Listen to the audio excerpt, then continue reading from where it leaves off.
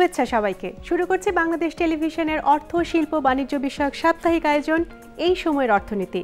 আর অনুষ্ঠান জুড়ে আপনাদের সঙ্গে আছি আমি সুরভি আলম।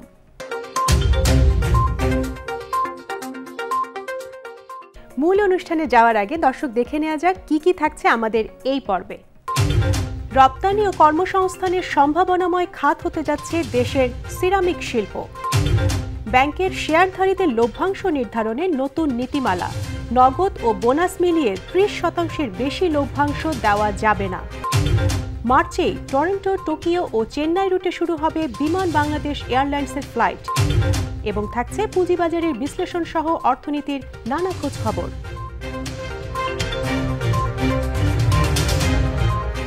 রপ্তানি ও কর্মসংস্থানের সম্ভাবনাময় খাত হতে যাচ্ছে সিরামিক শিল্প। সিরামিকের আন্তর্জাতিক বাজার প্রায় 2000 কোটি ডলারের। এর মধ্যে বাংলাদেশি ব্র্যান্ডের পণ্য যাচ্ছে যুক্তরাষ্ট্র, কানাডা, যুক্তরাজ্য, জার্মানি, ফ্রান্স, ইতালি সহ 50টির বেশি দেশে। বর্তমানে মধ্যপ্রাচ্যের বাজারেও নতুন দুয়ার খুলেছে। এ খাতে বর্তমানে প্রত্যক্ষ ও পরোক্ষভাবে 5 লাখেরও বেশি দক্ষ লোকবল কাজ করছে। আন্তর্জাতিক বাজারে বাংলাদেশের অংশীদারিত্ব খুব সামান্য হলেও যুক্তরাষ্ট্র চীন বাণিজ্য যুদ্ধের প্রভাবে রপ্তানি চাহিদা ক্রমেই বাড়ছে। ফলে আমদানি বিকল্প সিরামিক পণ্য উৎপাদনের পরিকল্পনা নিয়ে এগোচ্ছেন উদ্যোক্তারা।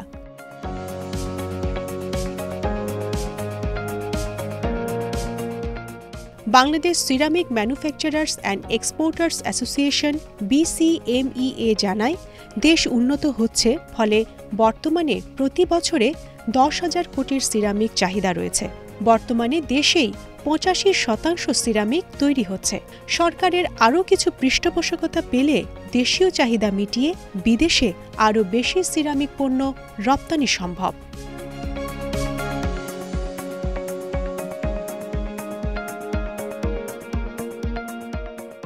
2018-19 অর্থবছরে সিরামিক খাতে রপ্তানি হয়েছে প্রায় 6 কোটি 90 লাখ ডলার, যা বাংলাদেশি মুদ্রায় প্রায় 587 কোটি টাকা।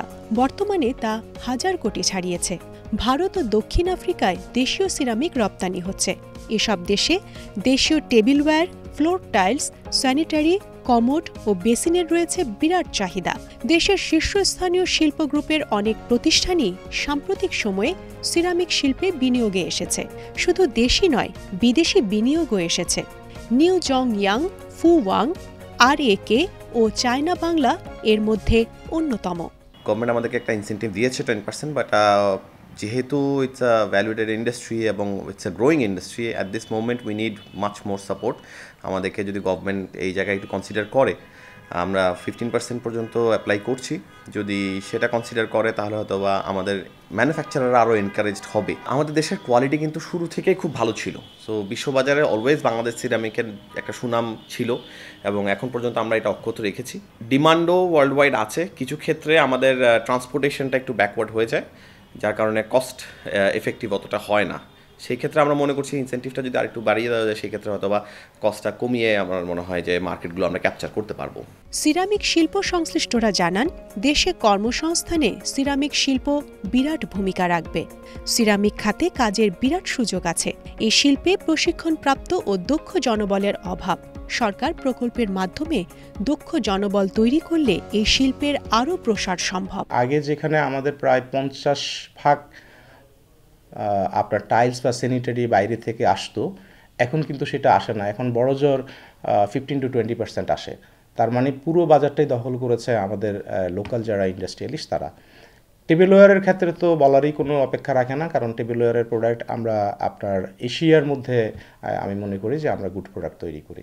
বাংলাদেশের টেবিলওয়্যার ব্রিটেনের রানীর যে বাসভবন সেখানে ব্যবহৃত হয়, ইন্ডিয়ার প্রেসিডেন্ট কিংবা পাকিস্তানের প্রেসিডেন্ট, ভুটানের রাজা তাদের বাসাবাড়িতে ব্যবহৃত হয়। তার মানে quality of the product is very good. কারণ আমাদের এখানে কোয়ালিটি মানুষ আছে, ভালো এন্টারপ্রেনার আছে, আমাদের মেশিনারিজ ডেভেলপ করতেছে, আমাদের ওয়ার্কাররা পরিশ্রমী।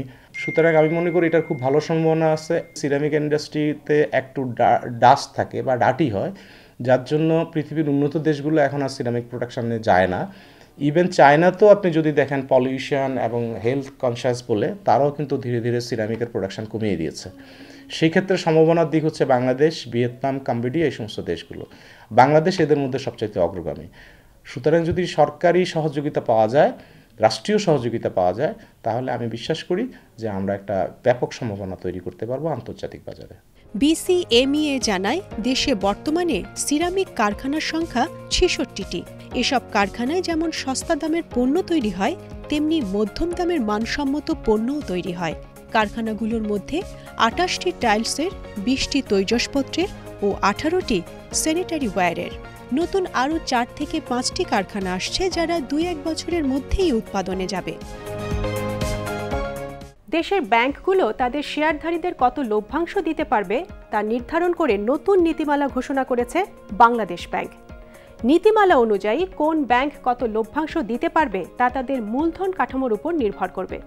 তবে কোনো ব্যাংক নগদ ও বোনাস মিলিয়ে ৩০% বেশি লভ্যাংশ দিতে পারবে না।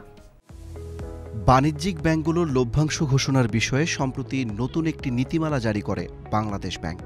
করোনা ভাইরাস মহামারীর মধ্যে ব্যাংকের আর্থিক সক্ষমতা এবং ব্যাংকের শেয়ারে বিনিয়োগকারীদের রিটার্নের বিষয়টি সামগ্রিকভাবে বিবেচনায় নিয়ে লভ্যাংশ দেওয়ার এই নীতিমালা করা হয়েছে বলে কেন্দ্রীয় ব্যাংক জানিয়েছে।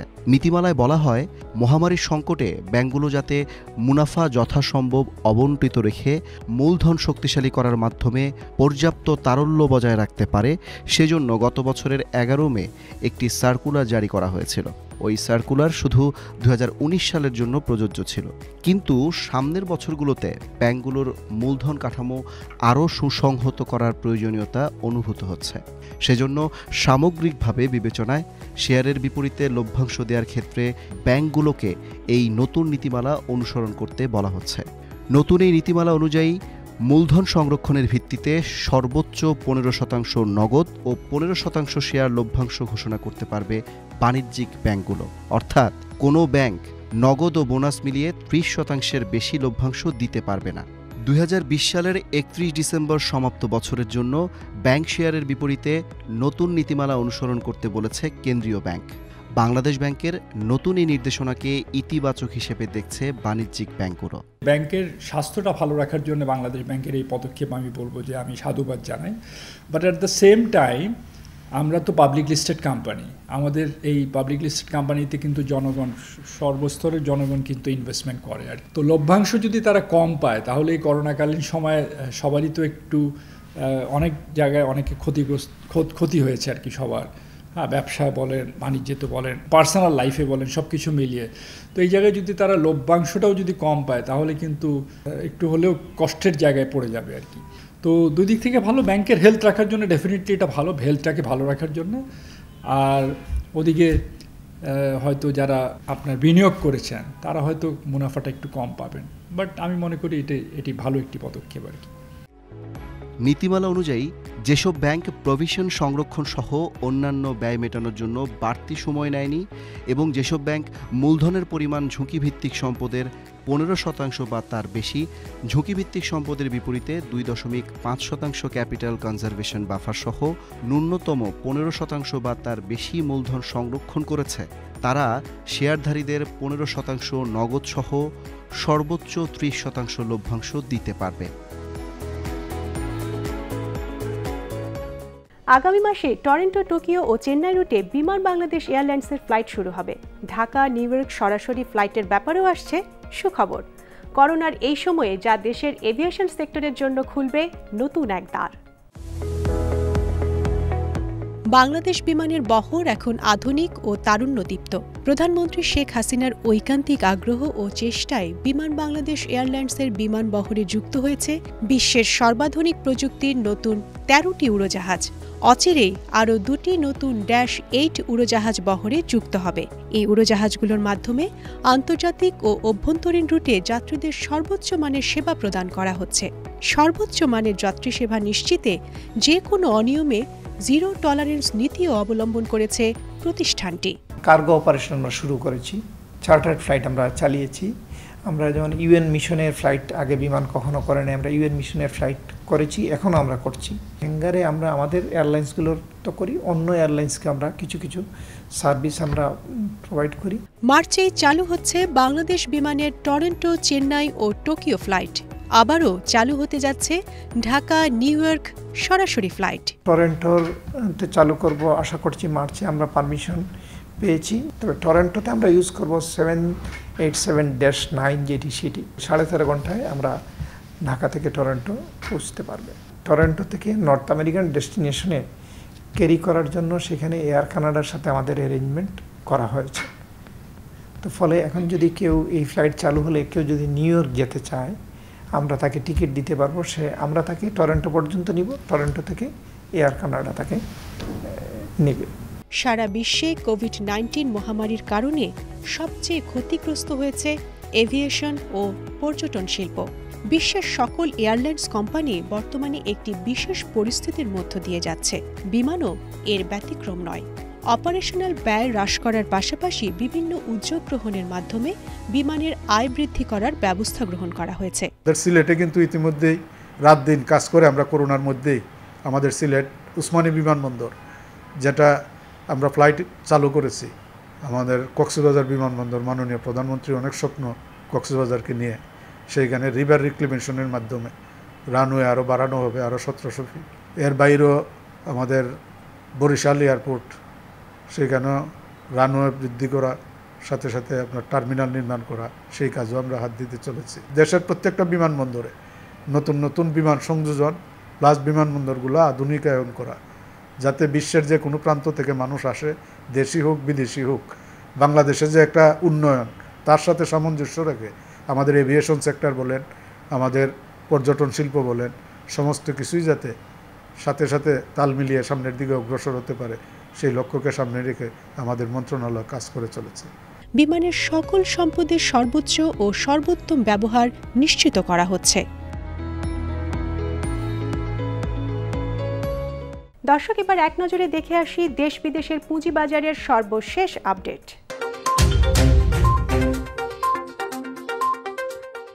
শুরুতেই জানাচ্ছি ঢাকা স্টক এক্সচেঞ্জের আপডেট। দর্শক, যেমনটি গত সপ্তাহে জানিয়েছিলাম, সূচকটি মাইনর ট্রেন্ড লাইনকে রেসপেক্ট করে কিছুটা নিম্নমুখী প্রবণতায় থাকার সম্ভাবনা আছে। ঠিক সেই দৃশ্যটি আপনারা দেখতে পাচ্ছেন। মাইনর ট্রেন্ড লাইনটিকে ক্রস করে সূচকটি একবারও লেনদেন বন্ধ করেনি। গত সপ্তাহে সূচকটি সর্বোচ্চ 5599 পয়েন্ট এবং সর্বনিম্ন 5418 পয়েন্ট স্পর্শ করে।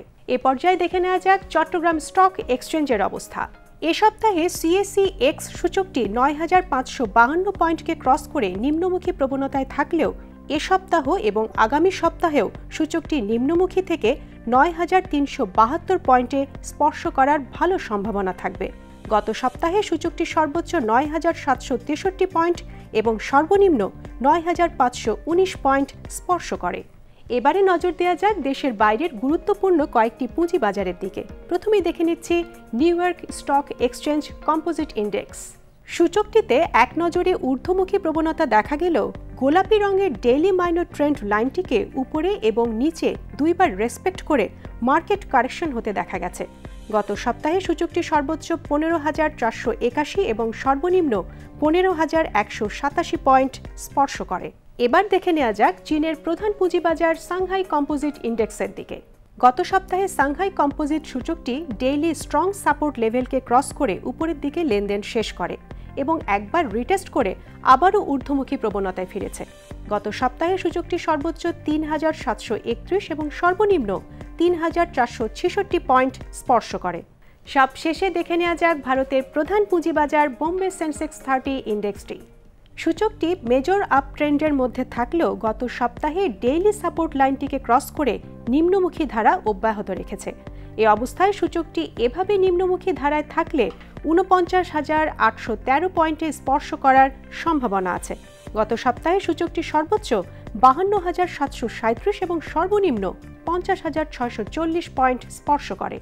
দর্শক, এবার দেখে আসি এ সপ্তাহের বৈদেশিক মুদ্রার বিনিময় হার ও স্বর্ণবাজার।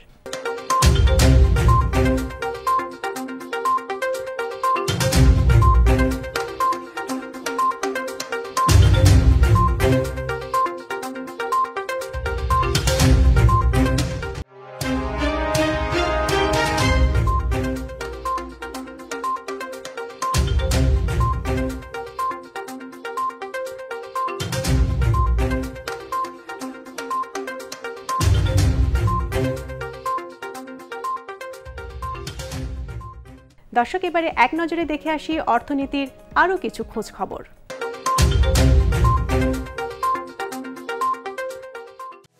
রাজধানীর পূর্বাচল ক্লাবে women and e commerce forum আয়োজিত 2 দিনব্যাপী উই কালারফুল সামিট অনুষ্ঠিত হয়েছে। 2 দিনব্যাপী এ ফেস্টে 80টি স্টল অংশগ্রহণ করে। সামিটের উদ্বোধনী অনুষ্ঠানে পররাষ্ট্রমন্ত্রী ড এ.কে আব্দুল মোমেন বলেন, দেশে নারী উদ্যোক্তাদের ব্যবসা সম্প্রসারণে বর্তমান সরকার প্রতিজ্ঞাবদ্ধ। তথ্য ও যোগাযোগ প্রযুক্তি প্রতিমন্ত্রী জুনাইদ আহমেদ পলকের সভাপতিত্বে অনুষ্ঠানে ঢাকায় নিযুক্ত ভারতীয় হাইকমিশনার বিক্রম কুমার দোরাইস্বামী ও উইয়ের প্রতিষ্ঠাতা সভাপতি নাসিমা আক্তার নিশা বক্তব্য রাখেন। তথ্য ও যোগাযোগ প্রযুক্তি প্রতিমন্ত্রী বলেন, ডিজিটাল বাংলাদেশ বাস্তবায়নের ফলে করোনার সময়েও নারী উদ্যোক্তারা ডিজিটাল প্ল্যাটফর্মে তাদের ব্যবসা সম্প্রসারিত করেছেন।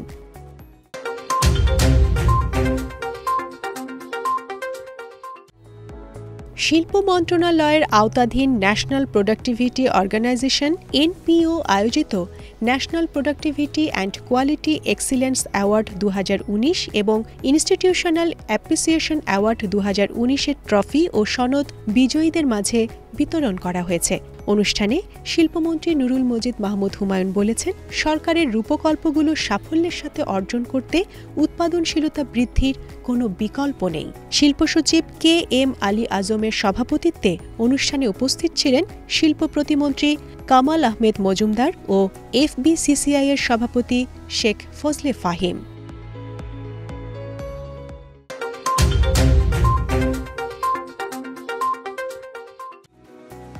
বাংলাদেশ বিমান বাহিনীর বিমান সেনা প্রশিক্ষণ প্রতিষ্ঠানকে বাংলাদেশ বেসামরিক বিমান চলাচল কর্তৃপক্ষ স্বীকৃতি সনদ প্রদান করেছে। চট্টগ্রামের পতেঙ্গায় এক অনাড়ম্বরপূর্ণ অনুষ্ঠানে এ সনদ প্রদান করা হয়। পরে এ উপলক্ষে আয়োজিত অনুষ্ঠানে বক্তব্য রাখেন বিমান বাহিনীর প্রধান air chief marshal Masihuzzaman Serniabat ও বাংলাদেশ বেসামরিক বিমান চলাচল কর্তৃপক্ষ বেবিচকের chairman air vice marshal M Mofidur Rahman. এ সনদ প্রাপ্তির মাধ্যমে বাংলাদেশ বিমান বাহিনীর জনশক্তি ও সম্পদের কার্যকর ব্যবহারের এক নতুন দিগন্ত উন্মোচিত হল। নিজ মেধা, শ্রম আর ধৈর্য দিয়ে সবকিছুই জয় করা সম্ভব। উদ্যোক্তা পর্বে দর্শক এবার আপনাদের সামনে তুলে ধরব এমনি একজন নারীকে, যিনি দেশের গণ্ডি পেরিয়ে বহির্বিশ্বেও এখন একজন পরিচিত মুখ। চলুন দেরি না করে তার মুখেই শুনে আসি সফলতার গল্প। আমি Nasima Akter Nisha, president women in e commerce. আমার ওমেন ইন ই কমার্স সংক্ষেপে যাকে আমরা উই বলি, আমার নিজের একটা উদ্যোগ আমি শুরু করি 2010 সালে, যেটা সফটওয়্যার কোম্পানি রেভারি কর্পোরেশন। তো যখন আমি সেটা শুরু করি ইন্ডাস্ট্রিতে, তখন অ্যাকচুয়ালি আইটি নিয়ে নারী উদ্যোক্তা খুবই কম, হাতেগোনা 2-1 তার ভিতরে আমি একজন। তো সেই সময় আমি বেসিক্যালি গেম ডেভেলপমেন্ট নিয়ে কাজ করা শুরু করি। যদিও আমার বিজনেস ব্যাকগ্রাউন্ড, কিন্তু আমি আইটি নিয়ে কাজ শুরু করি, কারণ সেখানে আমার একটা প্যাশন কাজ করতো আইটি নিয়ে কাজ করাটা। তো 2016 সালে আমি ই কমার্স অ্যাসোসিয়েশন ইক্যাপ সেটার সাথে যুক্ত হই ডিরেক্টর হিসেবে, এবং তখন একটা নতুন ইন্ডাস্ট্রি কাজ করা শুরু হয়। সেই যাত্রাটা যেহেতু আমরা একদম প্রথম দিকের মানুষ ইক্যাবের ই কমার্স সেক্টরের, আমি খুব এনজয় করছিলাম কাজগুলো। তখন আমার মনে হয়েছিল ই কমার্স সেক্টর অ্যাকচুয়ালি নারীদের জন্য একটা সেফ সেক্টর। ই কমার্স সেক্টরে আমাদের নারীরা সুন্দরভাবে কাজ করতে পারবে। 2017 সালে আমি আমাদের ওমেন অ্যান্ড ই কমার্স প্ল্যাটফর্মটা তৈরি করি, এবং সেখানে আমরা প্রথমে গুটি কয়েক নারী উদ্যোক্তাদেরকে নিয়েছিলাম, এবং আমার প্রথম থেকেই ইচ্ছা ছিল যে আমি নারীদের স্কিল ডেভেলপমেন্ট করাবো, তাদেরকে ট্রেনিং করাবো। কারণ আমি দেখতাম যে আমার ভিতরে অনেক ধরনের স্কিলের অভাব আছে। তো আমার কাছে মনে হতো যেটা আমার ভিতরে অভাব আছে, তার মানে আরও 10টা নারীর ভিতরে সেই অভাবটা আছে। এবং 2019-এর শেষের দিকে আমরা ওমেন ইন ই কমার্সকে দেশীয় পণ্যের একটা প্ল্যাটফর্ম হিসেবে তৈরি করার চেষ্টা করলাম। কারণ আমি দেখলাম যে দেশীয় পণ্য নিয়ে আসলে তেমন কেউ কাজ করছে না। সবাই আমরা নারী উদ্যোক্তা, কিন্তু বাইরের পণ্যই আমরা আনার প্রতি বেশি আগ্রহী। হয়তো বা চাইনিজ থেকে আমরা বিভিন্ন ধরনের কসমেটিক্স নিয়ে আসছি, বিভিন্ন ধরনের হ্যান্ডব্যাগ নিয়ে আসছি, জুয়েলারি নিয়ে আসছি, ইন্ডিয়া পাকিস্তান থেকে ক্লোদিং নিয়ে আসছি। দেশের প্রতি কিন্তু মানে সেরকম কোনো কেউ আগ্রহ নিয়ে কাজ করছে না। তো আমার মনে হলো যে এই জায়গাটা আমাদের কাজ করা উচিত। তো 2019-এর শেষের দিক থেকে আমরা সেটা নিয়ে কাজ শুরু করলাম, এবং তারপর 2020-এর প্রথম দিকে কিন্তু কোভিডের জন্য পুরো বাংলাদেশ লকডাউন হয়ে গেল, এবং সেই সময় দেখা গেল যে সবার ভিতরে এক ধরনের হতাশা কাজ করছিল। তো আমার মনে হলো যে এই হতাশা যেন আমাদের ভিতরে অসুখ বাসা বাঁধতে না পারে, সেই জায়গাটা আমাদের কাজ করতে হবে। তখন আমি বেশ কিছু ট্রেনিং প্রোগ্রাম স্টার্ট করলাম ফ্রিতে, কারণ যেহেতু আমাদের এইচআরও বসে আছে, ট্রেনারও বসে আছে, সো আমরা বসে না থেকে এদেরকে কাজে লাগাই। তো অনলাইন প্ল্যাটফর্মের মাধ্যমে আমরা কাজ শুরু করলাম। এবং চমৎকারভাবে আমরা সাড়া পেলাম পুরো বাংলাদেশ থেকে, কারণ এই জায়গাটা আসলে একটা ঘাটতি ছিল, ই লার্নিং একটা প্ল্যাটফর্মের খুবই ঘাটতি ছিল আমাদের দেশে, যেটা নাকি আমরা ভাবছিলাম হয়তো আগামী 3 থেকে 5 বছরের ভিতরে ডেভেলপ হবে, সেটা আমাদের কোভিডের ভিতরে ই লার্নিং প্ল্যাটফর্মটা ডেভেলপ হয়ে গেল। এবং ই কমার্সে যত উদ্যোক্তারা আছে তারা ই লার্নিংয়ের মাধ্যমে নিজেদেরকে ডেভেলপ করা শুরু করলো, নিজেদের ট্রেনিং দেওয়া শুরু করলো। আমরা ট্রেনিং দিচ্ছি, তারা ট্রেনিং নিচ্ছে। সবাই ঢাকা বেস তা না, কেউ গাইবান্ধা থেকে আসছে, কেউ ঈশ্বরদী থেকে আসছে, কেউ কক্সবাজার থেকে আসছে। বাংলাদেশের বিভিন্ন প্রান্ত থেকে আমাদের উদ্যোক্তারা আমাদের সাথে যুক্ত হচ্ছেন এবং বিভিন্ন ধরনের ট্রেনিং নিচ্ছেন। আমরা নানান ধরনের ট্রেনিং তাদেরকে স্কিল ডেভেলপমেন্ট প্রোগ্রামের আন্ডারে নিয়ে আসছি। এবং মার্চে যখন লকডাউন শুরু হয় আমাদের উদ্যোক্তা ছিল মাত্র 30,000 গ্রুপ মেম্বার, এবং সেপ্টেম্বর আস্তে আস্তে আমরা গ্রুপ মেম্বার হয়ে যায় 10 লক্ষ। এতেই বোঝা যায় যে মানুষের ভিতরে কত আগ্রহ ছিল এই জায়গাটার, কত ঘাটতি ছিল, আমরা সেই ঘাটতি জায়গাটা পূরণ করতে পেরেছি। আমার ফিউচার প্ল্যান, আমি যখন এটা স্ট্যাবলিশ করি 2017 সালের 24শে অক্টোবর, ঠিক সেদিনই আমি এটা ডিক্লেয়ার করেছিলাম যে ভবিষ্যতে এই উই প্ল্যাটফর্মটাকে, এই নারীদের প্ল্যাটফর্মটাকে আমি বিশ্ববাজারে নিয়ে যাব, দেশের বাইরে ছড়িয়ে দিব। তো সেইটা এখনও আমার ফিউচার প্ল্যানে আছে, কিন্তু আমি অলরেডি গ্লোবালি স্টেপ ইন করা শুরু করেছি। ইনশাল্লাহ আমি আমাদের উদ্যোক্তাদের বেশ কিছু প্রোডাক্ট দেশের বাইরে পাঠাতে সক্ষম হয়েছি একটা পাইলট প্রজেক্ট হিসেবে। এবং আমরা চাচ্ছি আমাদের এই উদ্যোক্তাদের যে ভালো ভালো প্রোডাক্টগুলো আছে, যেগুলো প্রায় বিলুপ্ত হয়ে গিয়েছিল, সেই জিনিসগুলোকে ডাইভার্সিফাই করে বিদেশের মাটিতে ফরেনারদের মাঝখানে যেন ছড়িয়ে দিতে পারি, সেই লক্ষ্যে আমি কাজ করছি। দর্শক, কেমন লাগলো আমাদের আজকের আয়োজন? আশা করি ভালো লেগেছে। আমাদের অনুষ্ঠান সম্পর্কে কোনো মতামত থাকলে জানাতে নিশ্চয়ই ভুলবেন না। আমাদের সঙ্গে যোগাযোগের ঠিকানা: প্রযোজক এই সময়ের অর্থনীতি, কক্ষ নম্বর 3006, বাংলাদেশ টেলিভিশন, টেলিভিশন ভবন, রামপুরা, ঢাকা। ইমেইল করতে পারেন এই সময়ের অর্থনীতি @gmail.com এই ঠিকানায়। এছাড়া ভিজিট করতে পারেন বিটিভির ফেসবুক পেজ বাংলাদেশ টেলিভিশন -বিটিভিতে। আজ এ পর্যন্তই। দেখা হবে আগামী পর্বে অর্থনীতির নানা আয়োজন নিয়ে। সবাই সুস্থ ও নিরাপদে থাকুন, আর করোনা ভাইরাস থেকে বাঁচতে স্বাস্থ্যবিধি মেনে চলুন। খোদা হাফেজ।